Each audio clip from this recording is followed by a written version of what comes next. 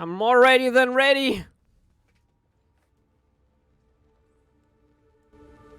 Beware what you ask, Nomad. Curiosity is a charming trait until it is not. Curiosity. Information will be volunteered, not coerced. It will create more questions than it answers. Who the When fuck at is that? last their shadow is cast upon the firmament, it will take more than you can possess to bind robot. and silence the screams within your mind. Hey, Mattis.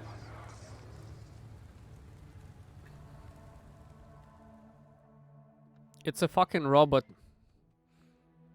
Hi, I'm Chris Wilson from Grinding Gear Games. Thank you so much for joining us today as we unveil Path of Exile's 3.13 expansion. This release contains everything you've come to expect from a Path of Exile expansion release. A new challenge league, new skills, new items, metagame rebalances, and an endgame content update which will leave a lasting impact on Path of Exile. Our team have been very hard at work over the last few months, and we've got a lot up our sleeves to share with you today. But before we jump in, we wanted to mention that Twitch drops are enabled for the duration of this live stream. Below the stream, you'll find the instructions to link your Path of Exile account to Twitch so that you're eligible to receive drops. 2020 was certainly a difficult year for development, but it was also one that saw a lot of big things happen with Path of Exile. In late 2019, we held our first ExileCon convention, where we announced several projects, including Path of Exile 2 and Path of Exile Mobile. Throughout 2020, we developed 4 major expansions: Delirium, Harvest, and Heist, as well as the one we're going to unveil today. We launched on the Epic Games Store and released our Vulkan renderer and a macOS client for Path of Exile. We're really proud of what we achieved last year under difficult conditions and can't wait to continue the journey with you through 2021, where we expect to reveal much more about Path of Exile 2 and Path of Exile Mobile, as well as 4 releases for Path of Exile, including the one you're about to see. Thanks again for being here with us. It wouldn't be possible without you. Okay. What the fuck? In today's livestream, we'll kick things off with a 3.13 announcement trailer, then take a deep dive into exploring the new expansion's content and features.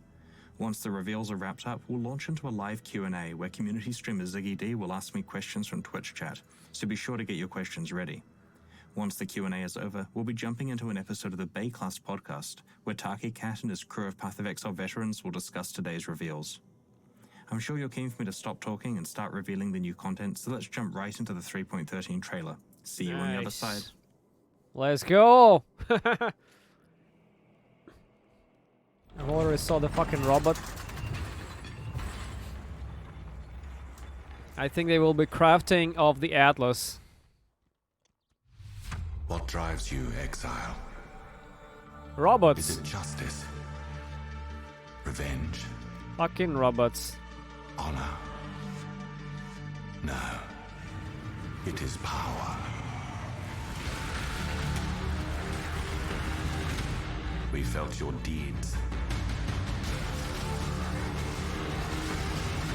Felt their shockwaves ripple through the void. Come You on. have our attention. There's some actual Now you must demons. keep it. Your limits will be tested. Break them. Do what is thought impossible, and the Atlas will follow. Holy shit! Atlas passive trees!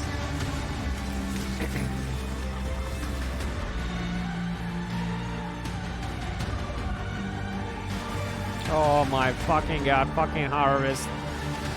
That shit. Ritual League! Ritual League!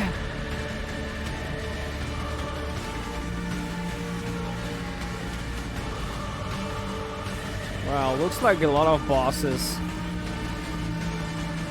The stars themselves will bear silent witness.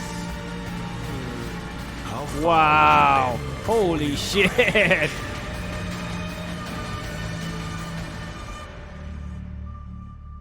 Echoes of the Atlas. Ah, this is the actual expansion. Wow, okay. Ritual League and the Echoes of the Atlas. That's one of my favorite Path of Exile trailers. We've released, like 35 trailers so far over the last decade, and I still get shivers watching each new one. Props to our video guy Eben for great work as usual. So there's a lot to cover based on what we've just seen. Let's get right into it. Holy fuck. In 2016, we introduced the Atlas of Worlds, a formal progression system for Path of Exile's endgame maps that culminated in a pinnacle boss fight against the Shaper. Since then, the War for the Atlas and Conquerors of the Atlas expansions have expanded the Atlas system, introduced new endgame bosses, broadened mechanics, added new rewards, and provided more opportunity for mastery of Path of Exile's endgame. The Echoes of the Atlas expansion introduces a new pinnacle boss, a new way to fight many map bosses at the same time, 11 new maps to explore, and new endgame rewards to earn. Just a few map tiers into Echoes of the Atlas, you will begin to encounter an NPC called the Envoy. It seems that when the Elder was sealed, its absence didn't go unnoticed. The Envoy speaks ominously of new visitors to the Atlas. The first such visitor, and the focus of this endgame expansion, is an entity called the Maven. You'll first encounter the Maven in the boss arena of a map, where she will make the boss encounter more difficult and watch as you do your best to defeat it.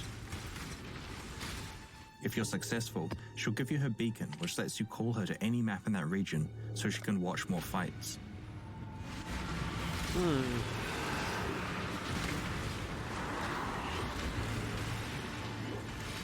After showing her your boss-killing prowess, she will give you an invitation to her own realm, where she's prepared a special challenge.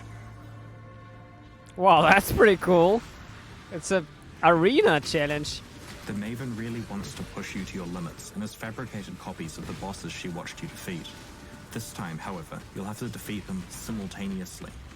If you manage to best her challenge, she'll politely ask you to do the whole cycle again, except this time she wants to watch more and tougher fights, and her next challenge will contain 4 bosses, then 5, then 6, and finally 10. If you're persistent and talented, you may even get to fight the Maven herself, in a very difficult boss encounter designed to challenge the strongest and best Path of Exile players. Completing the Maven's challenges offers the opportunity to acquire some very powerful new rewards, including Atlas passive skill points, craftable Watchstones, and even the Maven's Orb.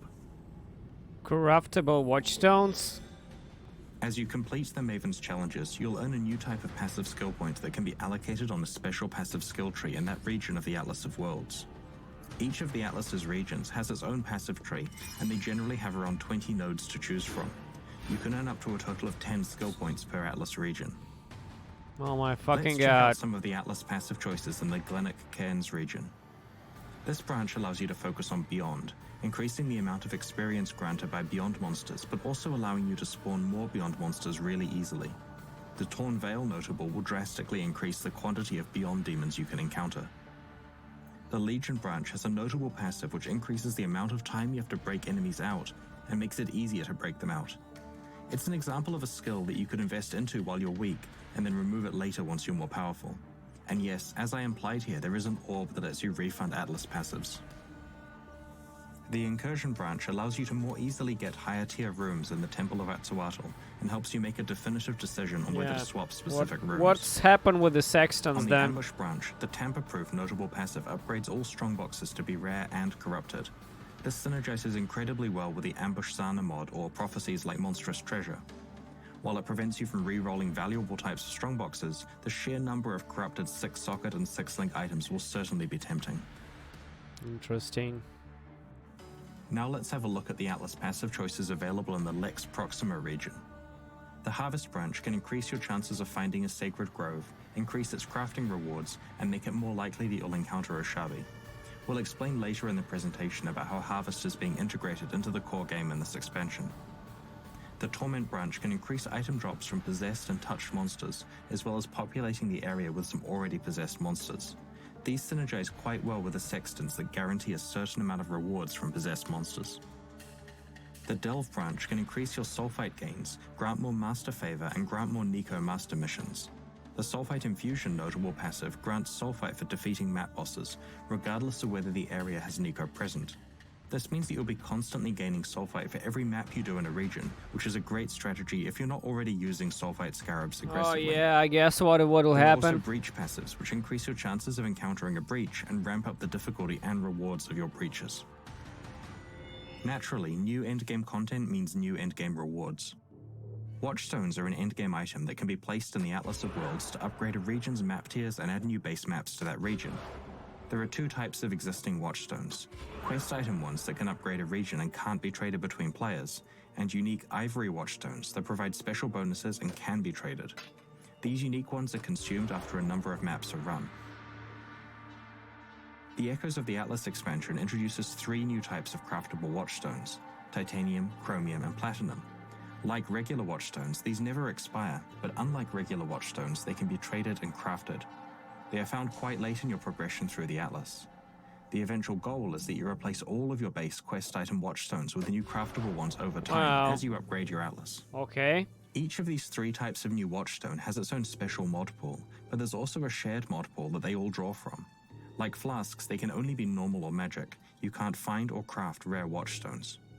Because you can have it before Watchstones Kinda sockets in a shitty. region, up Look to at 8 that mods fucking can affect shit. that region, and Man, some quite large bonuses to 0.1 specific chance? content can be stacked.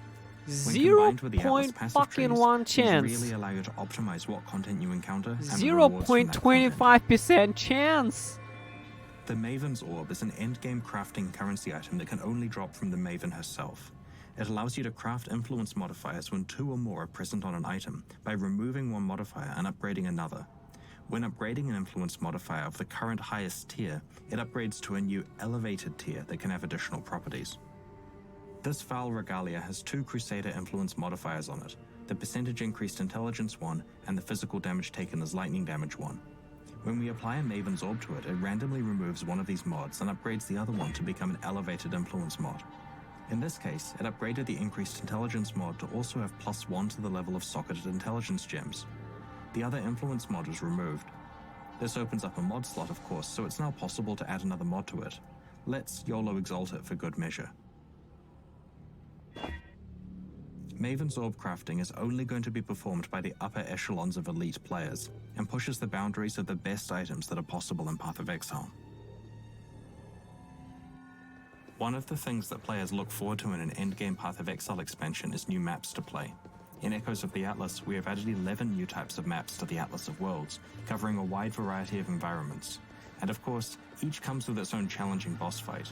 Let's have a look at 4 of these new tile sets.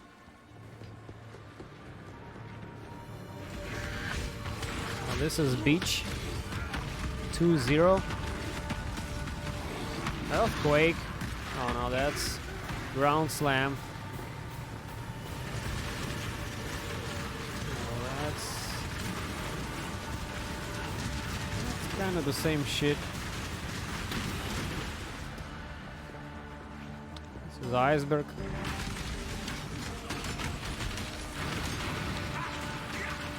One of the reasons why these new maps look so good is that the environment art tile set and level design teams working on them have been doing so much work on Path of Exile 2 recently. And it's not just the 4 maps that we showed you here, there are 7 other new maps with their own bosses to discover in-game in this expansion. Whenever we release a new quarterly Path of Exile update, we start a new challenge league. These are essentially a fresh server to play on for that expansion launch, where players explore the new league mechanics, rush to conquer the new economy, race to level 100, and try to get the best items before their friends. The Challenge League being released alongside Echoes of the Atlas is the Ritual League. In the Ritual League, you'll discover several mysterious altars in each area you explore.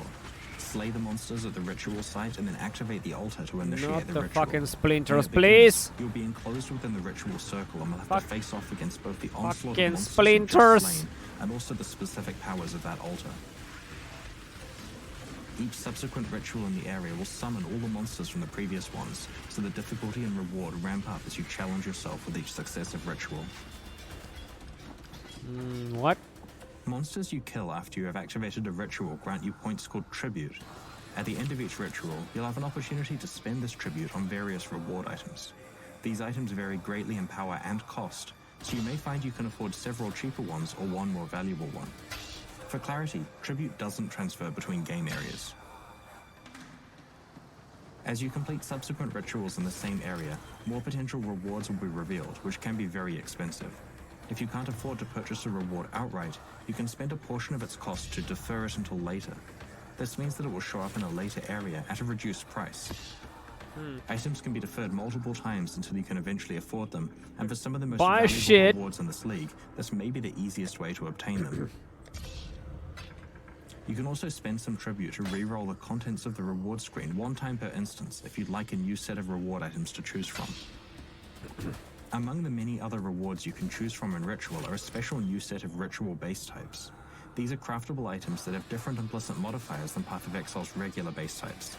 Specifically, they have a strong upside combined with an accompanying downside. If you can create a build that mitigates this drawback, then you can take advantage of the power of these items and craft them into something amazing.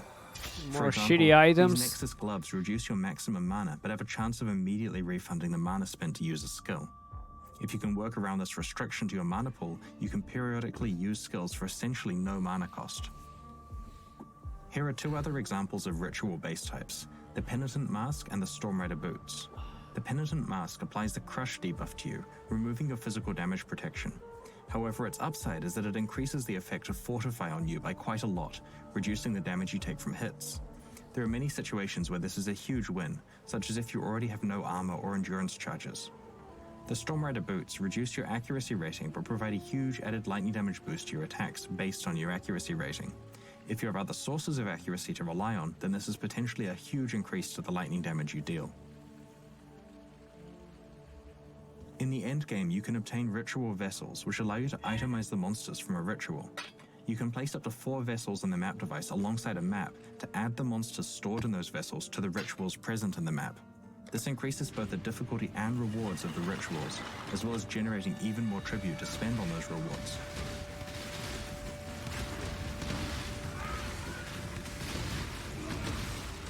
For example, because there's a chance of encountering a Headhunter or Mirror of Calandra as rewards, using ritual vessels increases the chances you'll be offered those items and allows you to afford them. In addition, you can use these vessels to substantially increase monster density in maxed out maps that have mechanics like Beyond or Delirium present. Using vessels, you have control over the risk and reward of your hardest ritual encounters. Vessels are tradable both before and after they contain monsters.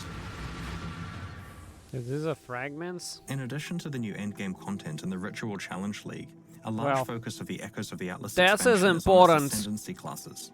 This is important. Path of Exile has 19 Ascendancy classes, which let you specialize your character further than the base character classes allow.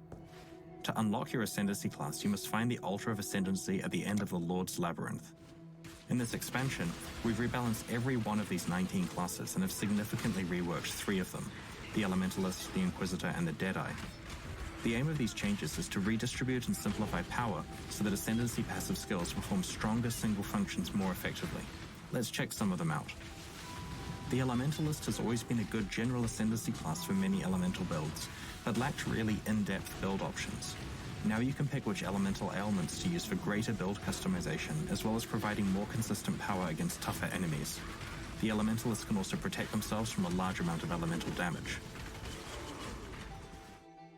Bastion of Elements provides a significant defensive shield against elemental damage, which can be further improved by allocating more skills on your passive tree and Ascendancy tree.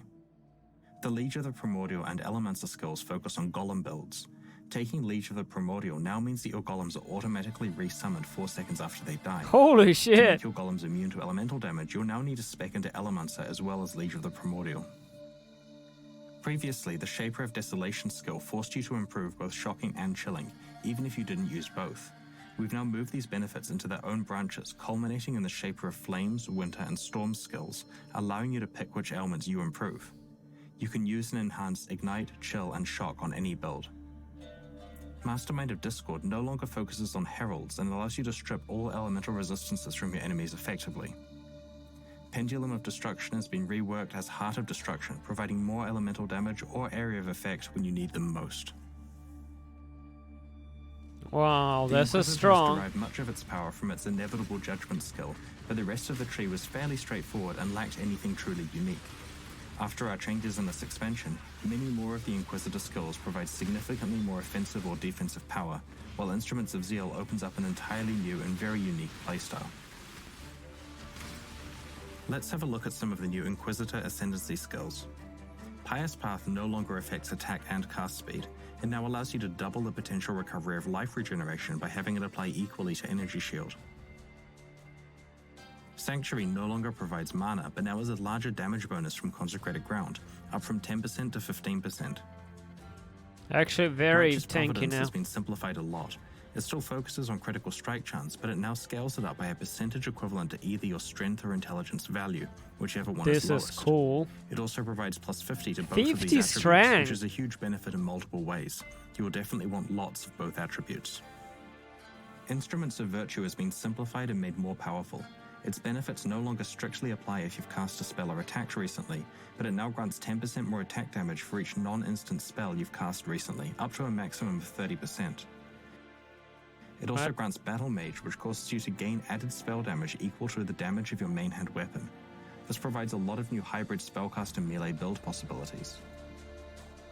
You can combine Instruments of Virtue with the new Instruments of Zeal Ascendancy passive.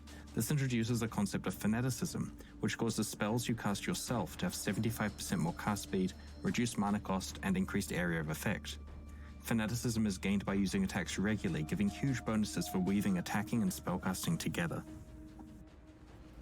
Well, that seems to be broken. Ascendancy was the best place to find a variety of strong projectile-based effects. But over time, more of these effects have shown up on items, and the Deadeye has lost much of what made it unique. We've brought the uniqueness back to this Ascendancy with a variety of new mechanics that enable new ways to build and play ranges. Let's have a look at the new Deadeye Ascendancy skills.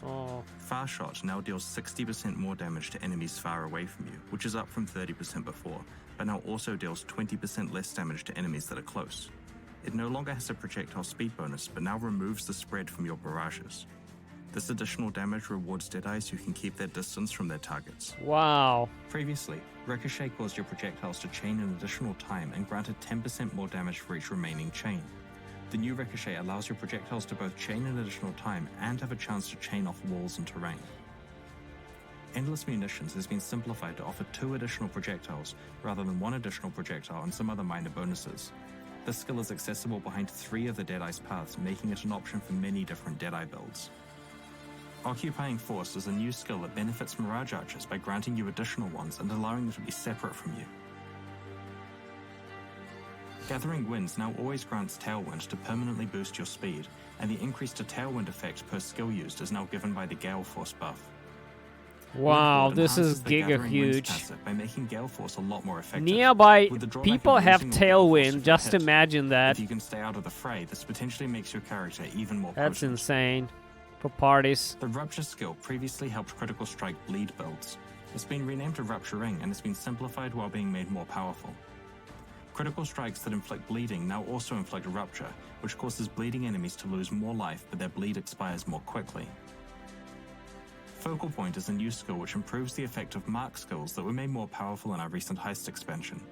It increases the effect of your marks by 75% and makes surrounding enemies deal less damage to you. As you have seen, the Elementalist, Inquisitor, and Deadeye have undergone some major changes in this expansion. We have also improved the other 16 Ascendancy classes and will show you some of the changes to the Slayer to demonstrate what you can expect. Some Slayer effects were much stronger than others, limiting build choice. We've now provided more power spread out over a wider selection of passives, while allowing easier access to the Slayer's special leech mechanic. Brutal Fervor and Endless Hunger have switched places on their Ascendancy branch so that Life Leech is more accessible and can be further improved by speccing into Endless Hunger. Masterful Form still causes you to have endurance charges equal to the number of frenzy charges you have, but now grants an additional frenzy charge instead of increasing endurance and frenzy charge duration. Overwhelm's base critical strike chance for attacks with weapons has been increased. Hopefully you now have a good idea of the scope of changes that we have made to the 19 Ascendancy classes. While the biggest changes to the 3 we're heavily revamping, the Elementalist, Inquisitor, and Deadeye, all of the others have received at least numeric attention also. We believe that the new design philosophy for Ascendancy passives makes them easier to understand and that they are a more concentrated source Easier of to power. We understand? look forward Come to on, revealing the yeah. rest of the changes next week. Yeah, not Like with easier to improving understand. Ascendancy classes, adding new skill and support gems to New Path of Exile gems, helps create come new on! ways to play. In Echoes of the Atlas, we've introduced 2 new gems that provide versatile ways for you to build powerful new characters. These are the Hydrosphere Skill Gem and the Trinity Support Gem. First, let's have a look at Hydrosphere. The skill summons a huge sphere of water that you can move around to crush enemies. While it is active, you can apply cold or lightning ailments to it. It will then pulse for a duration, afflicting nearby enemies with damage matching that ailment. Absolute the flare shit. is applying freeze to the Hydrosphere with freezing pulse. Another and that fucking causes it to totem. repeatedly damage surrounding enemies with cold damage. Look how slow it is. Here's the gem hover for Hydrosphere. The skill gem can be acquired from level 34 and can be supported with spell, area of effect, duration, cold, orb, lightning, and physical support gems. It pulses every 0.4 seconds while an ailment is applied to it. It also converts its physical damage to cold or lightning damage based on what ailments are on it. The Trinity Support Gem is designed to support builds that deal multiple types of elemental damage. While Trinity supports your skill, any hits that deal damage with a specific element will build resonance with the other two elements. The more resonance you have of every element, the more damage the Trinity Support Gem provides. Shit. When you have high resonance with all three elements, Trinity also grants elemental penetration. Here you can see the player using Ball Lightning with Unleash and Magma Orb to build resonance across all three elements. To power up the Trinity Support Gem quickly and uniformly, the player alternates between pairs of elemental damage types. Combined with the Elemental Weakness Curse, the Maximum Resonance Trinity absolutely decimates enemies. Yeah, pressing 25 buttons. In addition to introducing the two entirely new gems we described, we've done an extensive balance pass on other skills. We have buffed over 40 existing gems, including skills such as Scorching Ray, Seismic Trap, Firestorm, Venom Gyre, Static Strike, Kinetic Bolt, Crackling Lance, Lightning Strike, Shrapnel Ballista, and Artillery Ballista. Full details will be available in the patch notes next week so that you can plan your perfect build. As well as introducing and rebalancing skills, another important aspect of keeping the metagame fresh in a Path of Exile expansion is adding new unique items to discover and build characters around. Unlike most items you find in Path of Exile that are randomly generated, unique items are extremely rare ones that our design team have hand-created to offer new build opportunities. Echoes of the Atlas introduces 10 new unique items, some of which are exclusive to its new endgame encounters. Let's have a look at a few. These are some unique worm-scale boots called Legacy of Fury. They place scorched ground as you travel, which applies the Scorch ailment to enemies standing in it. When scorched enemies die, they have a chance to set fire to surrounding enemies, dealing a percentage of the slain enemy's alchemy. life over time. These boots create an interesting and new way There's to no support life your on build it. with fire And damage. minus 12 to all This resistance. is a new unique amethyst ring called Black Flame, which is themed around fire and chaos damage. Its headline effect is that your ignites now deal chaos damage, along with a cool new chaos ignited effect on monsters. Also, if you ignite a withered enemy while wearing Black Flame, the wither will no longer expire, and you can build up to its maximum of 15 stacks, if the enemy survives long enough, that is. Along with its various other benefits, this unique ring should ignite a few new ways of playing fire and chaos damage characters. These new Zealot gloves are called Hand of the Fervent and create an interesting interaction between physical damage and the mana cost of skills. The unique ability of these gloves happens whenever you use a skill. They grant an effect called Sacrificial Zeal, which both adds a quarter of the skill's mana cost to spell physical damage, but also hurts you, to the tune of 150% of the skill's mana cost over 4 seconds. They also reduce your enemy's physical damage reduction. When we have time during an expansion's development, we try to identify past leagues that can be integrated into the core game as optional side content, with a few improvements. Hurts This you. expansion contains Hurts 2 you such for leagues. 150. Last year, we released Goodbye. the Harvest League, which allowed you to grow a garden of monsters, fight them, and then use their lifeblood to craft your items in powerful ways. Watching this league unfold made us realize 2 things. Firstly, the crafting options were so powerful and so easily accessible that players had unprecedented access to almost everything they wanted very quickly. Secondly, even the players who did enjoy the mechanics of growing their own garden would probably find it boring if that was something they had to do every single league. When deciding how to integrate Harvest into the core game, we knew that we had to curtail crafting somehow, but we didn't want to just do this by nerfing it a lot. We needed a smarter solution that still allowed players to earn and perform powerful crafts. We also knew that we didn't want players to fuck is have to that? grow and manage their own gardens every league. So let's check out how Harvest works as part of the core game in Echoes of the Atlas. In Echoes of the Atlas, as you play through maps, rather than finding a seed cache, you'll now encounter a portal to the Sacred Grove. But it's not your own Sacred Grove, it's an established one that has a full complement of plants ready to harvest, fight, and craft with. The grove contains several pairs of harvests to choose between, each displaying the details of the fight and the corresponding crafting options. You can only pick one of each pair, so carefully choose which crafting options are best for you, defeat the monsters, and use their life force to perform the crafts. Да. Поэтому я не знаю, что это за хуйня, блядь, на экране. И знать не хочу, блядь. If you're strong enough to kill the monsters, each grove represents quite a lot of crafting opportunities, and you can save up to 10 crafts for later use at Блядь, the я Horror вот crafting реально не station, хочу уже в which это is now играть. available in your hideout. Они We столько like this хуйни compromise because it добавили keeps the еще, exciting блядь, elements of поверх. harvest, fighting and crafting, Пиздец, у and меня drops уже... the part that got old Я quickly, уже не хочу siege играть, management and понимаешь, garden блядь? planning. Я уже не хочу играть. We're also integrating the Heist League into the core game as Почему надо optional все content with a усложнять? few improvements. Почему, блядь, не можно In упростить Heist, что-то? players travel to the Rogue Harbor to hire a crew of thieves to help them plan and execute risky heists, working towards a thief's ultimate goal, pulling off a grand heist. In the Echoes of the Atlas expansion, heist contracts drop from Act 6 onwards. Rogues level up their skills faster from completing heists, markers drop with higher stack sizes, and quest contracts are now dropped for you at the next smuggler's cache as soon as that quest is available. One great aspect of Heist is that all of its progress items are tradable, so if you're focusing on other content, you can trade away your contracts until you're ready to go on some heists. So we've covered most of the big features of Echoes of the Atlas so far. Keep an eye out for the patch notes in a few days where we will detail other changes that didn't make it into this presentation. Soon we'll move on to the Q&A about today's announcements. But first, let's have a quick look at the new supporter packs that are available right now to celebrate the Echoes of the Atlas expansion and the Ritual Challenge League, and to help fund the ongoing development Oh, of really? Exile. Cool, man. The Faithsworn and Renegade supporter packs come with masses of seen points to anything. spend in the store, social frames, forum titles and badges, a download of the digital soundtrack, and of course exclusive cosmetic microtransactions such as armor sets and character effects. The Renegade series has an exclusive pet, and the Faithsworn series an exclusive portal effect. Each series has 2 packs, and the smaller packs can be upgraded to their respective larger packs at any time while they are still on sale. These are, of course, in addition to the new core packs that we released a couple of weeks ago. Remember to check those out if you haven't already. Thanks so much for your support. As you know, purchases of these packs are what fund ongoing development of Path of Exile, its expansions, and its sequel. Speaking of Path of Exile 2, we know you're keen for an update. While today is all about Path of Exile and Echoes of the Atlas, we have plenty of Path of Exile 2 and Path of Exile mobile updates planned for you this year, which will start sooner than you think. Our team have been creating some amazing stuff and we can't wait to reveal it to you. Okay, So, cool. I'm sure you have a bunch of burning questions about Echoes of the Atlas. Stay tuned as we're joined by Ziggy D, who will be hosting a Q&A with me based on your questions from Twitch chat.